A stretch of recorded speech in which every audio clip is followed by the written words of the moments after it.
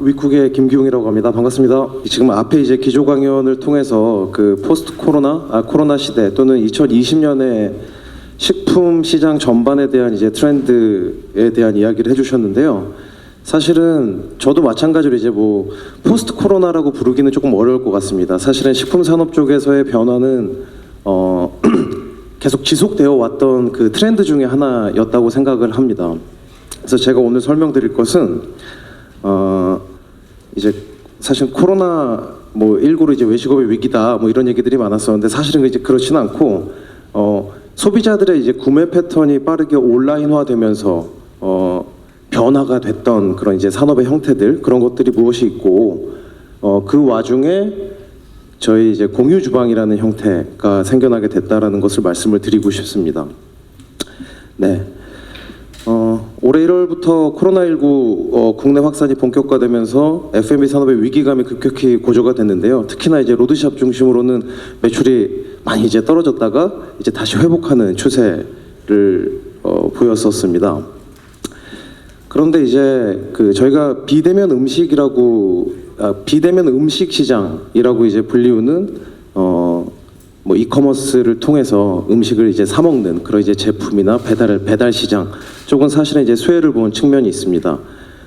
그리고 비대면 음식을 생산하는 공간의 하나인 이 공유주방 쪽 산업은 오히려 더 성장을 하게 된 계기가 되었었습니다.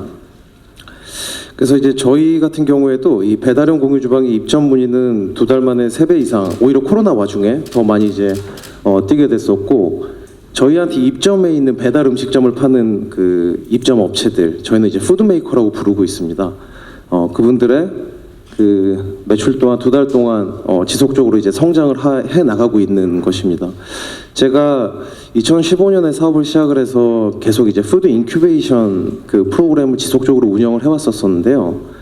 사업을 시작하고 사실 첫 한 3년, 4년 동안은 거의 대부분 그 창업 수요가 일반 음식점들이었습니다. 식당을 차리겠다 또는 뭐 술집을 차리겠다, 카페를 차리겠다 이런 분들의 수요가 훨씬 더 많았었는데 작년부터는 확실히 배달 음식 또는 HMR 식품을 제조해서 온라인으로 유통을 하고자 하는 창업자들의 수요가 훨씬 더 늘어난 것을 저희는 알 수가 있었습니다.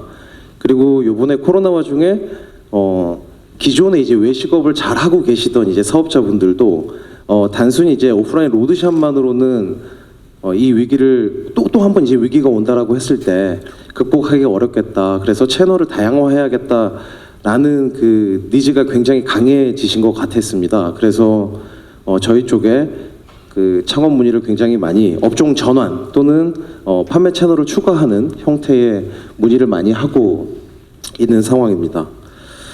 네, 그러니까 이 말을 써놓은 이유는 사실은 비대면 음식 소비라는 것은 이 앞에 기조 강연에서는 그게 everything이라고 말씀을 하셨었는데요. 네, 온라인을 통해서 식품을 구매하고 또 라스트마일 물류를 통해서 음식을 배송받아서 사 먹는 그런 것들을 이야기하는 건데요.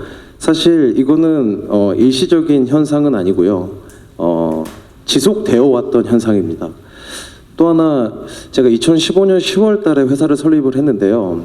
그 해에 마켓컬리도 그 2015년 2월 달에 설립이 됐었습니다. 그런데 마켓컬리와 같이 신선식품을 온라인으로 유통을 하고자 하는 이런 회사들이 처음에는 사실 주목을 받지 못했었습니다. 일부 소비자들이 이제 사용하는 서비스였는데요. 실제로 이제 투자 시장에서도 신선식품 온라인 유통 이라는 그 사업 그 자체에 대해서 의구심을 많이 가졌었던 것이 사실이었습니다. 그러니까 왜냐하면 일단은 신선식품이라는 것은 재고 그 부담도 있고요. 그리고 유통이 물류가 쉽지가 않은 그 품목이었기 때문이었습니다. 그러나 지난 5년, 6년 동안 물류 기술도 급속도로 발달을 했고 또 소비자들의 취향도 굉장히 다양해지면서 소비자들의 구매 패턴 자체가 빠르게 온라인화되고 있었습니다. 그러니까 소비자들의 구매 패턴이 온라인화 된다라는 것은 실제로 그 산업의 구조를 그러니까 소비자들의 행동이 바뀌면 산업의 구조는 늘 바뀌게 마련이었지 않습니까? 그래서 이게 창업 시장에도 영향을 미치게 되고 이제 점점 더 그 오프라인 로드샵 중심이 아니라 뭐 딜리버리 또는 그 온라인으로 유통을 할 수 있는 비대면 음식 제품들이 점점 더 다양해지고 있는 그런 현상이 나타나고 있는 것입니다. F&B 산업의 패러다임 전환, 이쪽에서는 제가 두 가지로 나눠서 좀 말씀을 드릴 수 있을 것입니다. 이제 하나는 방금 전에 말씀드렸듯이 F&B 시장의 온라인 이동, 정확히 말하면은 소비자들의 구매 패턴이 온라인화되었다라는 것, 이게 시장에 어떻게 영향을 미치고 있는 것인가, 여기에 대해서 좀 말씀을 드리고 싶습니다. 아까 말씀드린 대로 저희가 이 사업을 시작하고 나서 계속 이제 푸드 인큐베이션 프로그램을 운영했다고 하지 않았습니까? 그게 뭐냐면 그러니까 외식업 또는 식품업을 창업하고 싶은 사람들한테 저희가 뭐 1개월에서 3개월짜리 프로그램을 제공하는 것들이 있습니다. 그랬는데 지금 올해 들어서는 로드샵을 차리겠다는 창업 문의는 전혀 없는 상황입니다. 오히려 기존에 이제 외식업을 하고 계시던 분들이 이제는 자기의 판매 채널을 뭐 딜리버리나 또는 저희 제조형 공유주방을 통해서 제품화하고 이걸 이제 뭐 인스타그램이든 홈페이지를 통해서 팔아보겠다라고 하시는 분들이 훨씬 더 늘어나게 된 거죠. 그러니까 창업 시장이 변화하고 있다는 것, 이것이 굉장히 중요한 일입니다. 그러니까 더 이상 로드샵 중심의 창업이 아니라 이 이커머스 중심의 창업을 한다라는 것은 앞으로도 더 빠르게 그 산업의 구조가 바뀌어 나갈 수 있다라는 것을 보여주는 것이라고 저희는 보고 있습니다. 실제로 올해 2월달 온라인 식품 및 배달 음식 거래액이 거의 한 2배 정도 월간 단위로 증가를 하기도 했었습니다. 네, 방금 말씀드린 것 같습니다. 창업 시장이 바뀌고 있다. 이제는 자영업의 메커니즘 자체가 코 리테일링이라고 볼 수가 있습니다. 그러니까 단순히 하나의 판매 채널만 보유해서는 매출을 유지하기가 굉장히 어려운 시장이 되었습니다. 그래서 이제는 뭐 식당을 하시는 분들도 거의 대부분이 배달은 무조건 하게 되고 있고요. 그리고 제품을 HMR화 또는 식품 제조 가공업을 통해서 제품을 만들고 온라인으로 유통하는 형태를 활용을 하고 있습니다. 네, 그래서 이제 저희 쪽으로도 계속 이제 창업 문의가 오는데 여기 이제 실제 2017년부터 2020년까지 이게 4월달까지의 데이터일 것입니다. 실제로 거의 대부분이 온라인 창업 문의가 거의 대부분이었습니다. 네, 두 번째는 산업의 어떤 성질적인 측면, 어떠한 형태로 바뀌어 나가고 있는가, 이게 굉장히 중요한 건데요.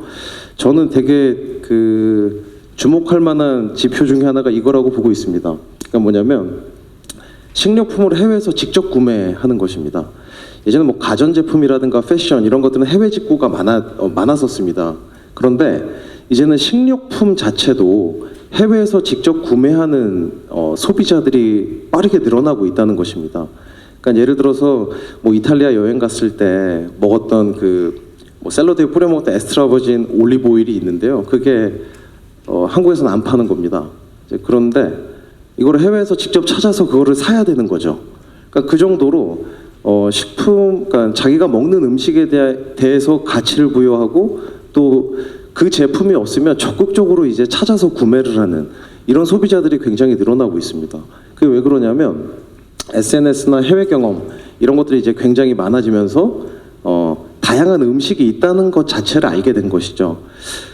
우리나라의 식품 또는 이제 F&B 산업의 특징을 보면 사실 외식업은 좀 지나치게 프랜차이즈가 많죠. 그리고 식품 제조업 같은 경우에도 사실 이제 대기업들 중심으로 이제 이루어져 있기도 하고, 그래서 대부분의 이제 해외에서의 평가는 한국 F&B 산업은 사실 다양성이 굉장히 떨어진다라는 것이 일반적인 평가였었습니다. 뭐 그러다 보니까 소비자들도 사실은 다양한 음식이 있다라는 것을 알기가 어려웠었죠. 그래서 이제 돈이 되는 것 중심으로 제품을 생산을 했어야 됐고, 그게 이제 결국은 1차 생산자들에게까지 영향을 미쳐서 농작물들도 그러지 않았었습니까? 우리나라는 이제 사과의 종류도 굉장히 적고 감자의 종류도 적고, 그러다 보니까 이 모든 이제 밸류체인에 있어서 가장 많이 팔리는 것들 중심으로 이제 그 산업이 형성되다 보니까 다양성이 좀 떨어진 것이 아닌가. 또 외식업 같은 경우에도 그렇습니다. 지금은 이제 트렌드가 많이 바뀌고 있지만 예전에는 거의 대부분 외식업을 시작하셨던 분들은 하나의 식당을 성공시키면 이거는 프랜차이즈로 난 돈을 벌어야 돼라는 생각을 꼭 하셨던 것 같거든요. 그러다 보니까 우리나라는 그 프랜차이즈 본사가 가장 많은 거의 5,000개가 넘는 걸로 알고 있습니다. 많은 나라 중에 하나입니다. 그래서 여기서 이제 말씀을 드리고 싶은 것은 뭐냐면 F&B 소비의 다양성이 증가하고 있다라는 것이고 앞서 말씀드린 것과 같이 이게 창업 시장에 영향을 미치고 있습니다. 저희 이제 공유 주방을 통해서 음식을 생산하시는 생산자분들이 만드는 음식의 종류들을 보면 사실 예전에는 이런 거 돈이 안 될 것 같은데 싶은 그 음식들이 많습니다. 뭐 단백질 도넛이라든가 또 이제 뭐 비건 전문으로 하는 뭐 이제 그런 음식들이라든가 또는 뭐 채식 도시락. 그래서 기존의 유통 채널들에서 사실은 이제 좋아할 법하지 않은 그런 뭔가 새로운 제품들 이런 것들을 만드는데 이게 또 팔립니다. 그러니까 인스타그램을 통해서만도 뭐 팔 수도 있고 홈페이지를 통해서도 뭐 팔 수도 있는데 이런 제품들이 팔리는구나. 그러니까 시장이 형성되기 시작을 했다. 그러니까 큰 틀에서 보자면 기존에 이제 대량 생산 체제였다라고 한다면 이제는 점점 더 다품종 소량 생산 체제로 F&B 산업이 바뀌어 나가고 있는 것이구나라는 것을 저희는 알 수가 있습니다. 그래서 유통 채널도 마찬가지죠. 기존에 이제 종합몰 중심의 유통 채널들이 주를 이루었다고 한다면 이제는 유통 채널 자체가 다양해지고 있습니다. 굉장히 버티컬화 되어 가고 있고 또 굉장히 니치 마켓을 타겟으로 하는 유통 채널들도 많이 생겨나고 있습니다. 이게 굉장히 중요한 건데요. 저희가 2017년 그때만 해도 저희 공덕에 있었던 제조형 공유 주방에서 푸드메이커들이 와서 생산을 합니다.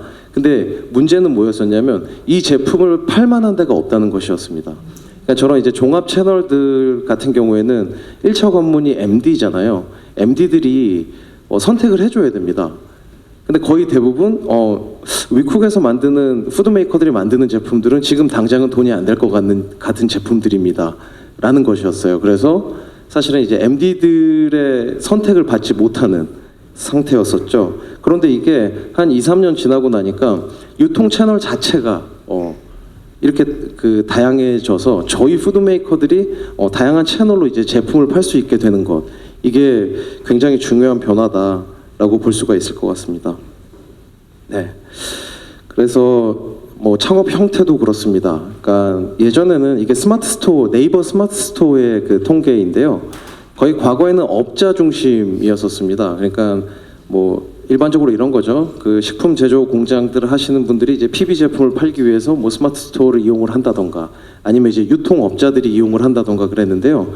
이게 지속적으로 개인 사업자 비중이 늘어나고 있습니다. 이 식품 유통 쪽에서요. 그래서 약 한 전체 판매자들 중에서 약 59%, 60% 정도가 개인 사업자들이고 그 중에 70% 가까이가 밀레니얼 언더 세대들입니다. 이분들이 중요한 이유는 뭐냐면 만나서 다 이제 이야기해보고 하면 그 본인만의 브랜드를 하고 싶어합니다. 그러니까 본인의 가치와 철학을 담은 그런 브랜드를 내 거라 하고 싶다. 라는 생각이 굉장히 강한 분들이셨던 거죠. 그래서 기존에 이제 중장년층 중심의 프랜차이즈 창업 위주였던 과거와는 달리 이제는 밀레니엄 젠지 세대들의 개인 사업자들을 중심으로 소규모 강소 브랜드들이 꾸준히 등장하고 있는 상황이다입니다. 네, 그래서 좀 정리하자면 F&B 산업의 패러다임이 크게 보면은 그 온라인화 라는 것이 있고요. 이게 큰 메가 트렌드입니다. 그러니까 소비자들이 온라인으로 이제 장을 보고 온라인으로 음식을 사 먹는 비중이 굉장히 빠르게 높아지고 있다. 그러다 보니까 이것이 창업 시장에도 영향을 미치게 되고, 그러니까 메이커들한테 영향을 미치게 되는 것이죠. 이분들이 이제는 그 단순히 오프라인 로드샵만을 타겟으로 창업을 하지 않는다. 그리고 이들이 팔 수 있는 온라인 플랫폼이 굉장히 다양해지고 있다라는 것이고요.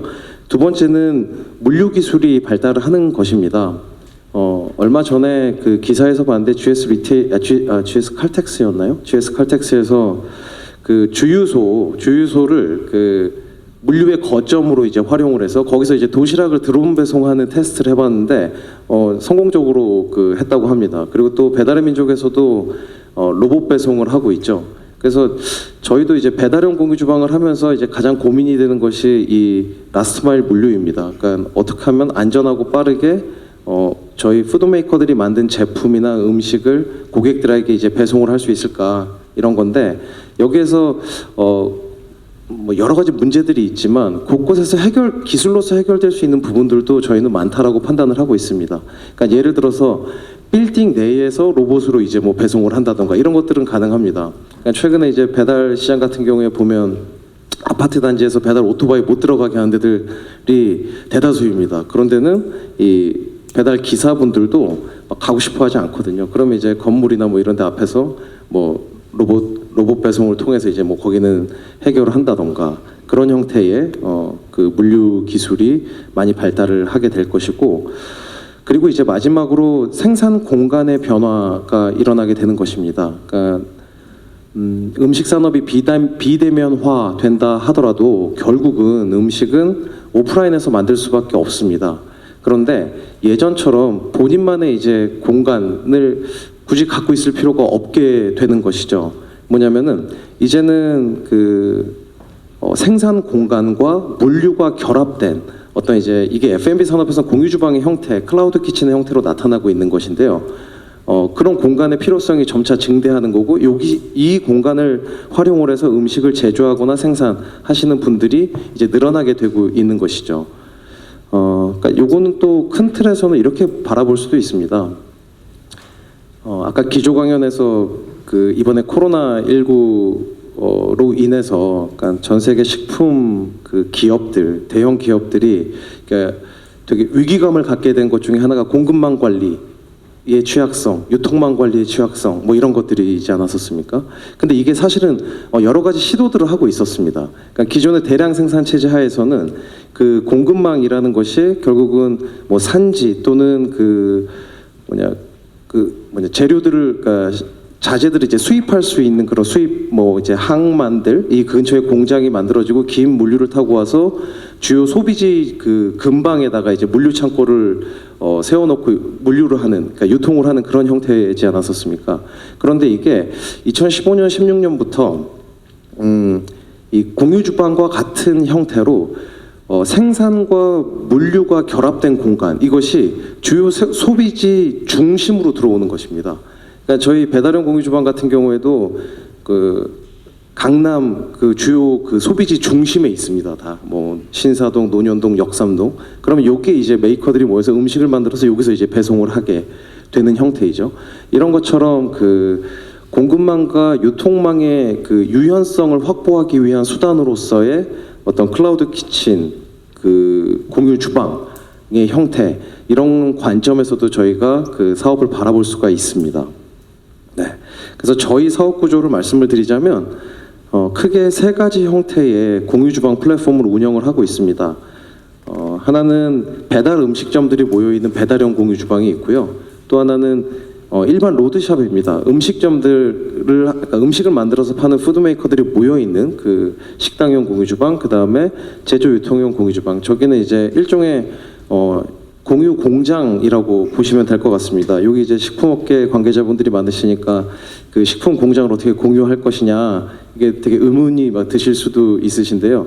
저희 제조용 공유 주방에 지금 그 풀무원도 저희한테 입점을 해서 여기서 이제 제품을 생산해서 그 지역으로 배송하는 형태로 제조용 공유 주방에서 하고 있습니다. 그러니까 사실은 뒤에 나오는지 모르겠는데, 예, 네 그렇습니다.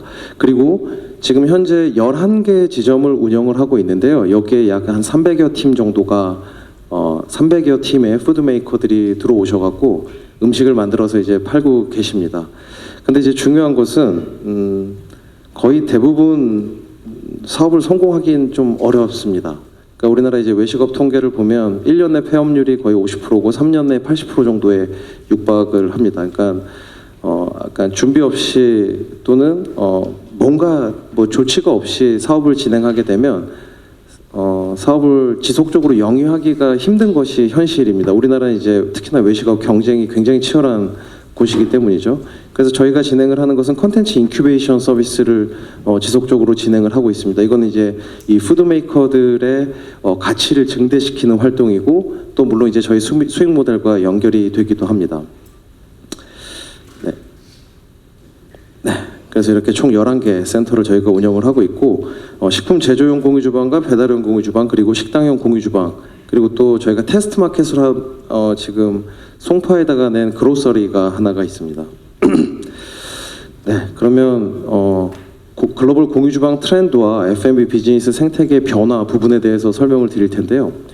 저희가 이 용어가 계속 바뀌었었습니다. 그러니까 공유주방, 뭐 쉐어드 키친, 커머셜 키친, 뭐 여러 가지 이름들로 불리웠었는데, 이번에 이제 해외 시장 리서치를 다시 하고 업데이트를 해보니까 거의 대부분 클라우드 키친 서비스로 용어가 통일이 됐더라고요. 그러니까 만약에 해외 시장 리서치를 하실 거면 클라우드 키친이라고 검색을 하셔갖고 리서치를 해보시면 될 것 같습니다. 근데 그 전에는 배경이 이제 뭐 이런 거였습니다. 잠깐 여기 뒤에 나오나? 네, 나오네요. 네. 그래서 글로벌 공유주방 산업은 2015년 이후에 식품 내 온라인 시장이 급격히 성장하는 것과 궤를 같이 하면서 나타나기 시작을 했습니다. 근데 실제로 처음 나타난 것은 1980년대부터 미국에서 생겨났습니다. 그때는 이제 어떤 형태냐면 우리나라로 따지면 시골에 있는 마을회관 같은 형태라고 보시면 될 것 같아요. 마을회관에서 동네 사람들이 모여서 국수도 해먹고 막 이런 거였잖아요. 그런 것들이 이제 커뮤니티 키친이라고 불리워서 지역별로 이렇게 있었었는데, 이것이 이제 여러 가지 이유들이 있지만 그 공유경제 의 산업화를 그거를 통해서 2008년 이후에 점점 더 이제 기업의 형태를 갖춘 공유주방 업체들이 나타나기 시작을 했었습니다. 근데 처음에 나타났던 것들은 지금은 이제 배달용 공유주방들이 훨씬 많지만, 배달 음식점들을 모아놓은 공유주방이 훨씬 많지만, 식품 제조용 공유주방 중심으로 원래는 처음엔 성장을 했었습니다. 어쨌든 현재는 배달 시장의 성장과 함께 배달 음식점들을 모아놓는 형태의 공유주방들이 전 세계적으로 급속도로 성장을 하고 있다, 이렇게 보시면 될 것 같습니다.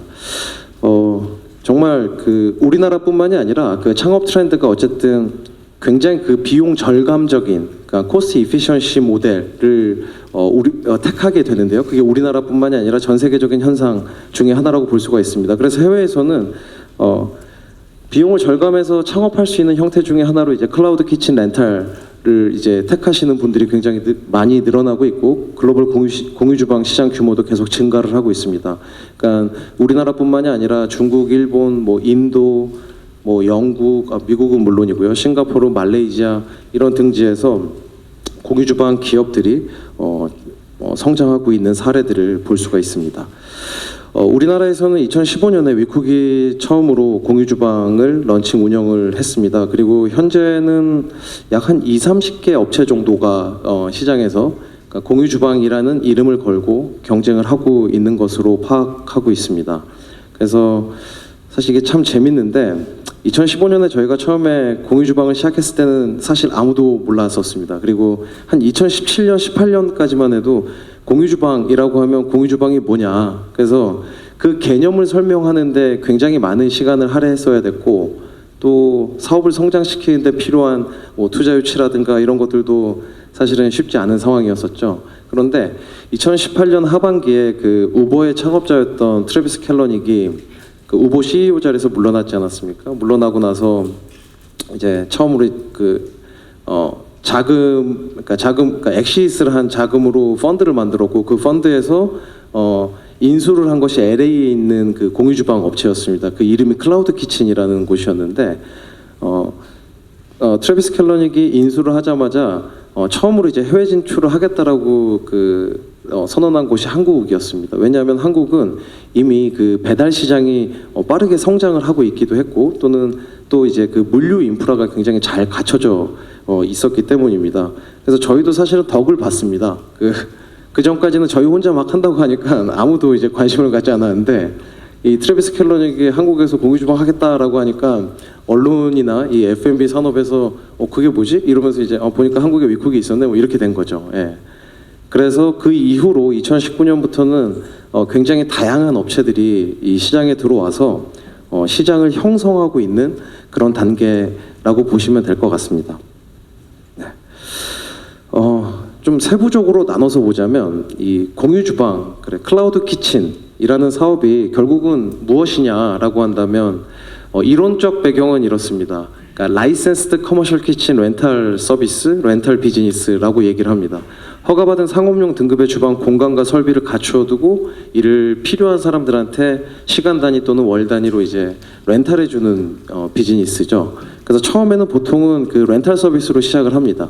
그런데 단순히 이제 렌탈 서비스에 그치지 않고요. 그 다음엔 여기에 이제 모여드는 푸드 메이커들을 대상으로 여러 가지 프로그램들 또는 여러 가지 서비스들을 그 연결시키기 시작을 합니다. 거기에 따라서 다양한 이름으로 불리우기 시작을 하는데 뭐 커머셜 키친 렌탈 비즈니스에 그 인큐베이션 기능을 붙이면 키친 인큐베이터라고 불리우기도 하고 또는 이 커머셜 키친 렌탈 비즈니스에 뭐 유통 기능을 붙인 경우에는 보통 이런 경우에 이제 쉐어드 키친이라고 불리우는 것 같습니다. 그래서 다양한 형태로 가고 있지만 최종적으로는 이렇게 될 것 같습니다. 공유 주방이라는 플랫폼 내에 얼마나 많은 강력한 이 푸드 메이커들, 푸드 브랜드들을 보유하고 그들을 성장시키고 그들과 함께 확장해 나갈 수 있느냐, 마치 OTT 사업과 같은 형태입니다. 그렇게 발전을 할 것으로 저희는 예상을 하고 있습니다. 그래서 저희도 이제 컨텐츠 인큐베이션 프로그램을 지속적으로 이제 운영을 하고 있는 것이고요. 해외에서는 이 클라우드 키친, 이 공유 주방이라는 공간을 활용해서 굉장히 다양한 비즈니스 모델들을 택하고 있습니다. 재밌는 사례는 이제 레벨푸드라는 곳인데 여기 인도에서 약 한 거점에 300개 정도 있고 키친 수는 2,000개가 넘게 있는 공유 주방 업체입니다. 여기는 처음에 배달 음식점으로 시작을 했었습니다. 그리고 배달 음식점으로 이제 확장을 해 나가다가 자기의 이제 클라우드 키친 내에 공간이 남는데 이제 다른 데들을 빌려주기 시작을 한 것이죠. 그리고 이제 그거를 비즈니스 모델로 정착을 시켰습니다. 그래서 여기 같은 경우에는 이 커머셜 키친 렌탈이라기보다는 결국 이제 PB 브랜드를 만들어서 멀티 브랜드로 클라우드 키친을 활용해서 운영을 하고 일부 공간은 그 이 푸드 메이커들, 그러니까 신규 브랜드들을 계속 소싱하는 형태로 만들어 나가고 있는 것입니다. 그리고 또 이 다마칸이라는 곳은 말레이시아에 있는데요. 여기는 Y 컴비네이터 앨럼나이들이 만든 곳입니다. 여기도 굉장히 재밌습니다. 이 클라우드 키친 공유 주방을 만들어 놓고 여기 이제 셰프들을 불러 모읍니다. 그 다음에 이 셰프들한테 메뉴를 정해줍니다. 오늘은 월요일은 이걸 만드세요. 화요일은 이걸 만드세요. 그러면 저희가 팔아주고 배송까지 해줄게요. 근데 여기에는 이제 이 B2C 채널에서의 어떤 빅데이터 기반으로 그 메뉴를 추천하고 그걸 이제 판매하는 이제 기능이 붙어 있게 되는 것입니다. 그래서 뭐 이들의 설명에 의하면 본인들은 약 2,000개 정도의 레시피를 갖고 있고 이거를 주간 단위로 약 클라우드 키친마다 40개의 메뉴를 선정을 해서 그걸 이제 소비자들한테 판매하고 이 셰프들이 그 음식을 만들어서 이제 배송까지 하는 그런 비즈니스 모델을 택하고 있기도 합니다. 그래서 굉장히 다양한 형태, 클라우드 키친을 활용한 다양한 비즈니스 모델들이 시도될 수 있다라고 저희는 보고 있고 이게 이제 궁극적으로는 아마도 이렇게 될 것입니다. 그러니까 배달형 공유 주방 같은 경우에는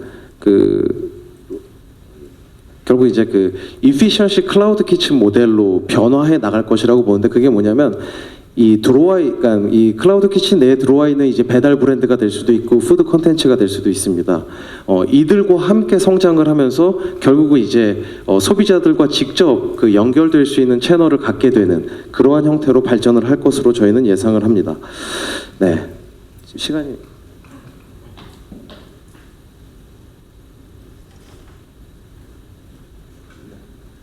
지금 시간이 다 된 것 같아서 그러니까 거의 대부분의 설명은 드린 거고요. 저희가 지금 운영하고 있는 것만 잠깐 설명을 드리겠습니다. 그러니까 배달형 공유 주방은 신사노년 역삼동에 이제 운영을 하고 있고 저희가 직접 물류를 하기 때문에 그 지역 단위로 이제 클러스터 형태로 이제 그 확장을 하게 됩니다. 그리고 제조용 공유 주방은 일종의 이제 그 공유형 공장의 형태라고 보시면 될 것 같고 또 이제 식당용 공유 주방은 정말 음식점입니다. 음식점인데 이거를 뭐 점심과 저녁을 다른 푸드 메이커들이 나눠서 한다던가 또는 뭐 기간 단위로 나눠서 뭐 한다던가 그러한 형태로 지금 운영이 되고 있습니다. 네, 이상으로 강연은 마치도록 하겠습니다. 네, 감사합니다. 네,